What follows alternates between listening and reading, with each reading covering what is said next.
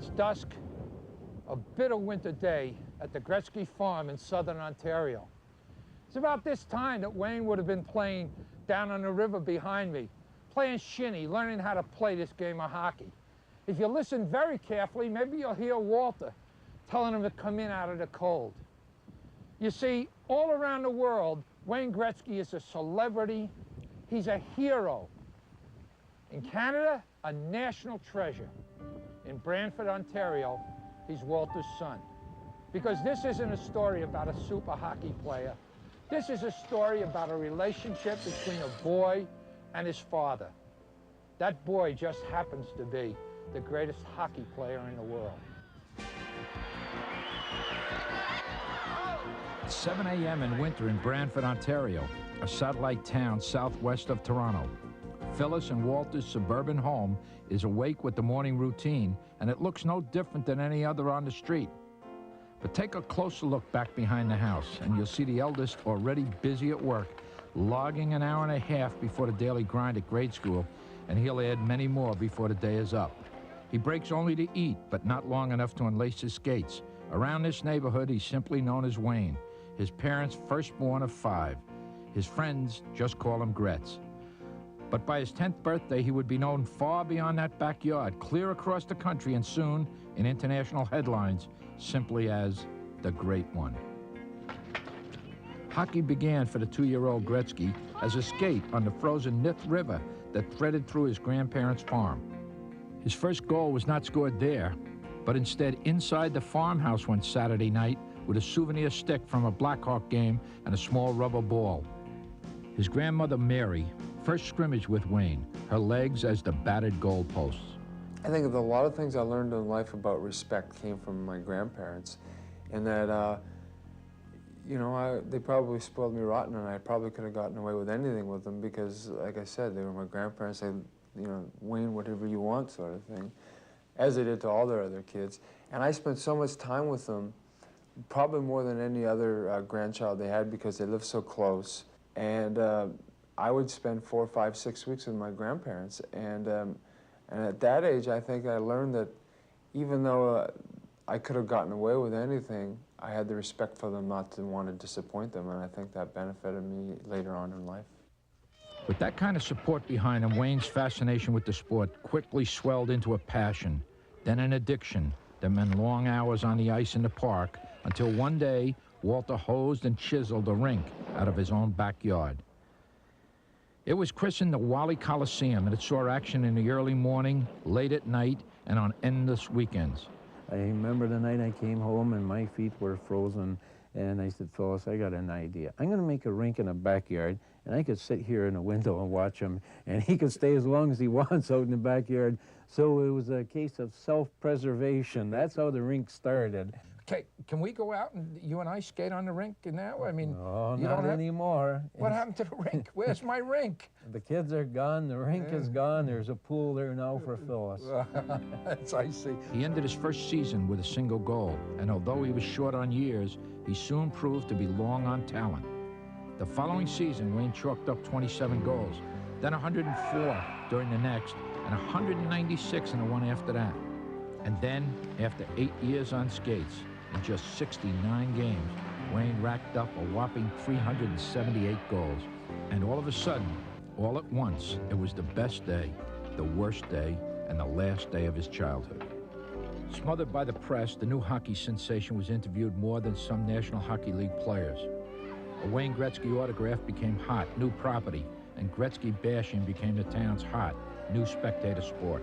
Wayne was like a lot of people. He had big ears. He could hear everything that was going on, and in a moment of anger or frustration, he would hear some of the parents or different people shout obscene remarks to him, and Wayne was a very quiet person, and we felt that it would bother him mentally in the long run. The pressure and pettiness crushed his spirit, until finally at 14, when most boys his age were consumed with girls or grades or the game of the week, he left the people he loved and hated to live and play and lose himself in the obscurity of Toronto.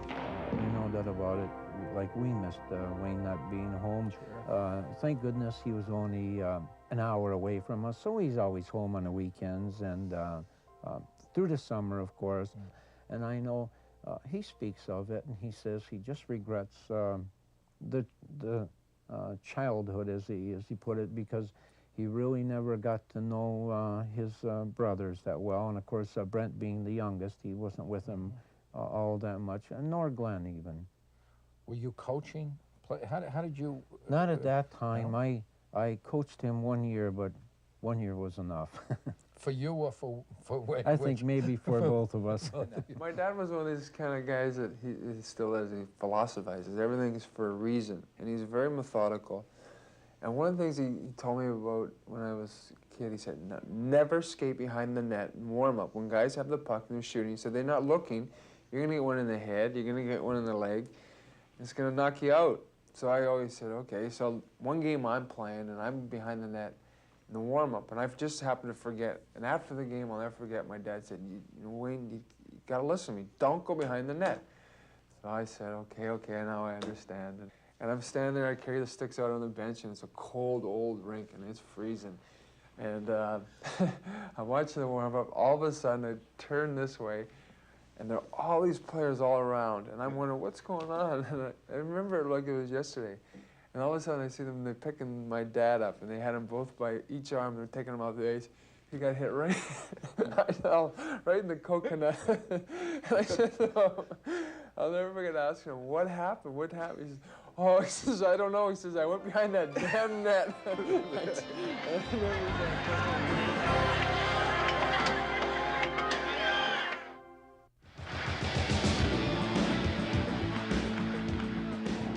In 1979, the Oilers and 3 other teams became the new kids on the block in the National Hockey League, and Wayne launched his 5th straight year as a rookie in 5 different leagues. That Oiler team oozed with fresh talent, and the players just didn't love hockey, they lived it. It wasn't an 80-game grind to them, but a culmination of a childhood dream.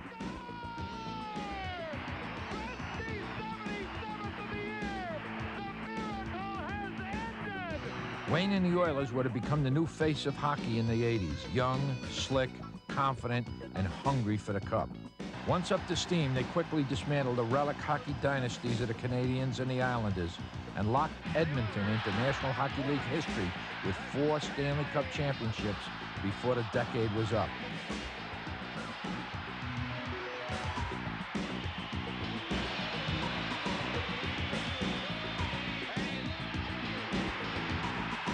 But by 1987, the frenzied years of high-pressure hockey took its toll. An annoying contract dispute with Pocklington left Wayne's Canada Cup plans in doubt. It was Walter who encouraged Wayne to compete with the likes of Mario Lemieux, the pair later proving too much for the rival Soviet powerhouse. Gretzky and Lemieux dazzled the best of 3 series with some of the best hockey of their careers, forging back from a game deficit to claim 2 overtime wins and the Cup for Canada.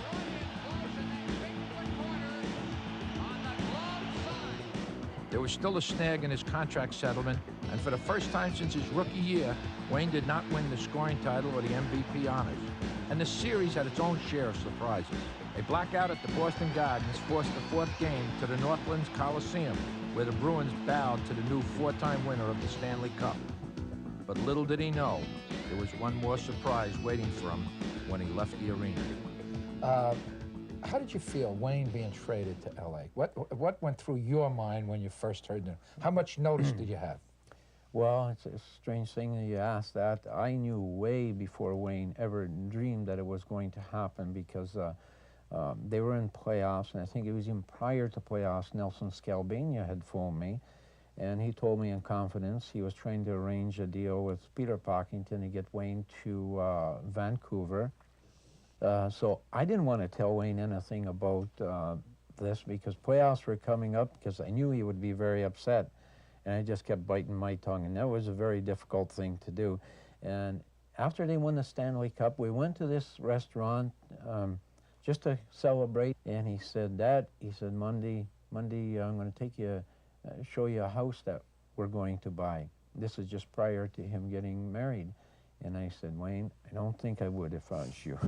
You know, the trade itself was a business decision that was made between them and me. I have absolutely no problem with that. The problem I had was with the stupidity and the accusations and the unnecessary things that were said about my family and my wife, and that wasn't called for. I felt like Wayne did. I felt like he was really betrayed, just totally betrayed, and I felt hurt, and I was upset, especially when I heard Mr. Pockington say, I think of him as my own son, and I was real bitter when he said that. Of course, no big deal now, but at the time I was. But it's the best thing that ever happened to Wayne. If I had to do the trade again, I wouldn't beat an eyelash. For everything I missed there, there's things that I love here. But Wayne will tell you his greatest move was not made on any rink, but at courtside in the Los Angeles Forum in 1987. Didn't involve a player or a coach, but rather a woman he had seen several times over a span of 6 years. It was a woman who starred in movies and had posed for Playboy, and who would send shockwaves throughout the Canadian press when she turned out to be Janet Jones, the woman Wayne Gretzky, the country's #1 son, would ask to marry.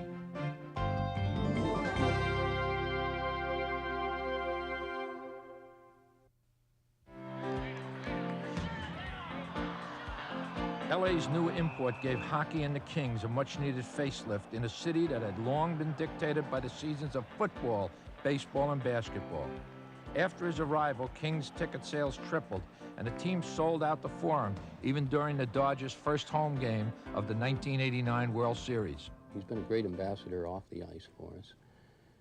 And his move to Los Angeles, one that he probably didn't want to take place, has really, I think, established an anchor of the NHL on the West Coast.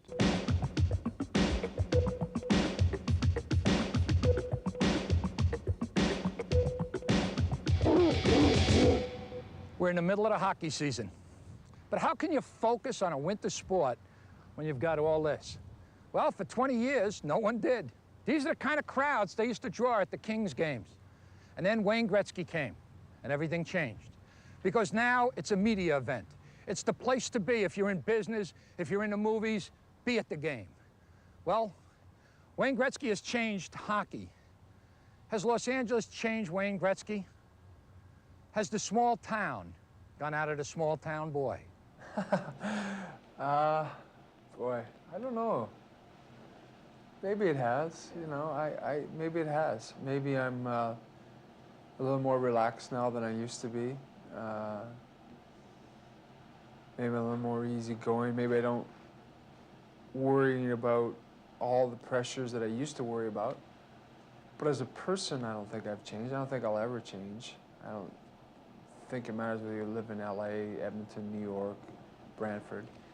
You still got to treat people the same. But maybe I've changed in the sense that I'm a little bit more laid back now. As far as Wayne the individual changing towards his family since he moved to LA, he hasn't changed one bit.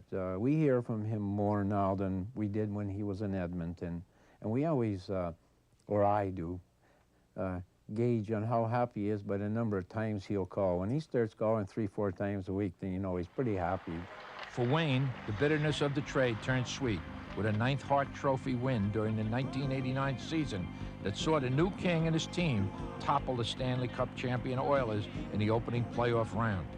Off the ice, Wayne had exploded into a one-man merchandising force with games, videos, sticks, but the ultimate payback for Wayne would be if he became the man who brought the Stanley Cup to the Forum for the first time.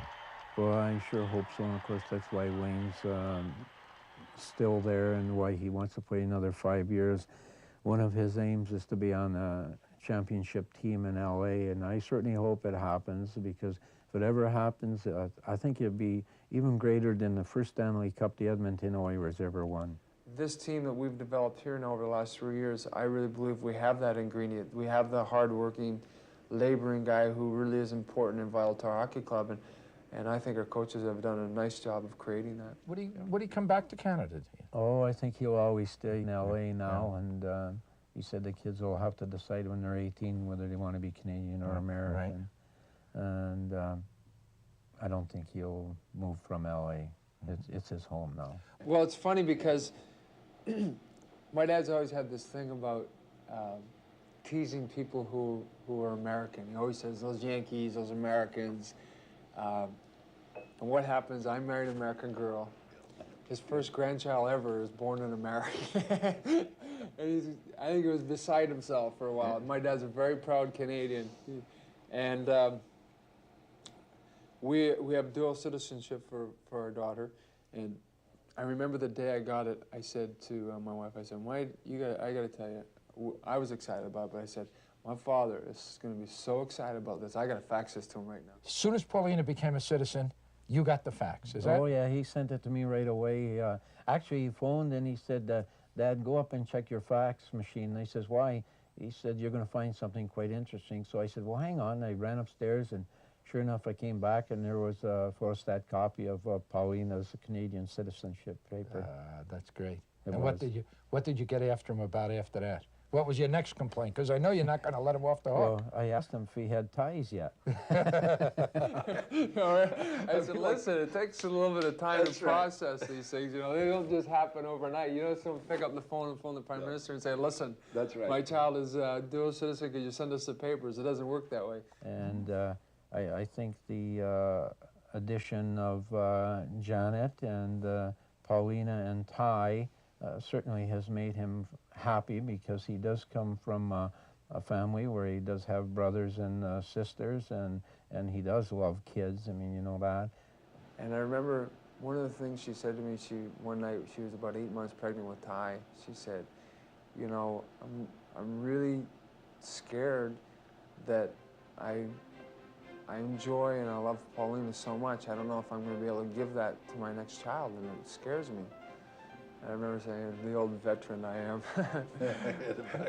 You know, words of wisdom, not to worry. And she's just, now with both of them, it's really something. See, I mean, sometimes it's tough, but both of them generally sleep with us, and our room is meant for our kids, and they come in, we have beds in our room for them, and I mean, that's what it's all about. People say, oh, you should never have your kids in your bedroom. That's your first mistake. I have to admit, sometimes I wish they weren't there. But I'll tell you, it really is a great feeling to wake up in the morning and have a 2-year-old daughter put your arms around you and hug you and say, Daddy, I love you. It's a great feeling. I think one of the greatest joys I have now is how much fun I see them have with my kids. My parents were parents who worried an awful lot and still worry about their kids.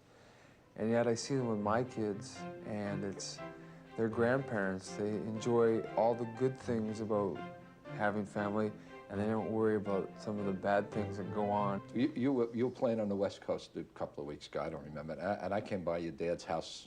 I came by at 1 o'clock, and your dad had said, just come right in. I felt foolish coming in. I rang the bell, and he gave me heat that I took him away from the game. And by the way, the game is played where? What's the name of the room where they watch the game? Well, I go there in the off season, and I see they walk me downstairs and they say, okay, now here's the room where the guys who've been here for a while, they know how to what they got to do and what they can say during the game, because my dad doesn't want anybody talking, because he wants to hear everything that's said on TV. So I think they call it the gold room. That's right. That's the gold seats. The gold seats, yeah. Right. And in the back there, they call it the red seats after Maple Leaf Gardens, because it goes gold, red. To the Reds. But I mean, I couldn't believe the first time I heard somebody came in late and they said, no more seats in the golds. Got to go in the red. You know, but in the red is. Funny. I'd like to be a fly on the wall there one time, because. Look at this play. All right. Good, that's it. Shoot. Wow! Oh, jeez. It looked like they were slow motion, didn't they, Butch? It should be 2-0 for the Kings now. They'll come back and likely just slide one across the line. It's funny because I'll come in the locker room after the first period, and whether or not I had a bad first period or a good first period or something happened, Marty always will say to me, Wayne, he'll say, listen, Big Wally's watching, you better get it going. If you need me to explain any of these things that are going on, the I'll intricacies call on here- you, Coach. I'll call on you.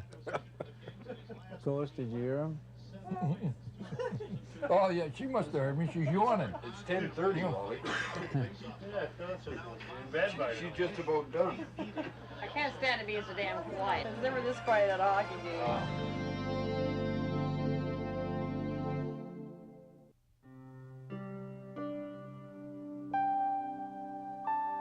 My mother and my father have been the backbone of not only my life, but the rest of my family's life. That is his foundation, and a love and a knack for his sport. A gift he calls Wally-given, not God-given, one he'll hand down to his own children, an education, a music career, or even a backyard rink, if that's what they want. Because, as he says, he's not the great one, but the grateful one. This is a scene that could happen anywhere around the world. Watching a hockey game. It's becoming one of the most popular sports in this world. Of course, Butch is a friend. Murray's out trying to get the wings with honey on them, I guess. Phyllis and Walter, it just means that they get a chance to watch one of their children express himself. And the greatest thing about it is Wayne Gretzky now knows what he has to pass on to his children. That's what makes him and this family a legend. How did you like that? That was good. Is that a good finish? That's not bad there, Jack. Is that right? Thank you. Okay. Thank you for your... We forgot to... You might get a chicken wing. Thank you for your kind words, and I'll tell the truth. No. Well, the truth is, thank God for Phyllis. Oh, I mean, that's yeah. the truth. You just had to throw I know that in, Wait a Jack. minute. Until I get my hands on those wings, I'm not taking any chances. They're supposed to be on honey anything. garlic, but the last time we had wings, they're so hot. I'll tell you, we... They were. Hey, Butch, they were. When Wayne, even Wayne says, Dad. I had a sauna that night. He says, there's fire coming out of my mouth. Going to England? Enjoy Air Canada's new direct service from Ottawa to London Heathrow every Wednesday and Sunday. For complete details, call your travel agent or Air Canada at 237-5000 today. While in Los Angeles, the crew of Donohue's Legends stayed at the Days Inn Hotel, right next to the LA Forum. Vehicles provided by Budget Car and Truck Rental. You let Wayne be Wayne, and he's a great person. He helps so many of the guys in the hockey club be better people. As much as he loves hockey, family always comes first. It's a lot nicer having to look for him to go on the offense and having to always look behind you or beside you, worrying about whether he's going to go around you. I wish his kids were older, because when Wayne quits, it'd be nice to have a few more Gretzkys around to carry on the tradition.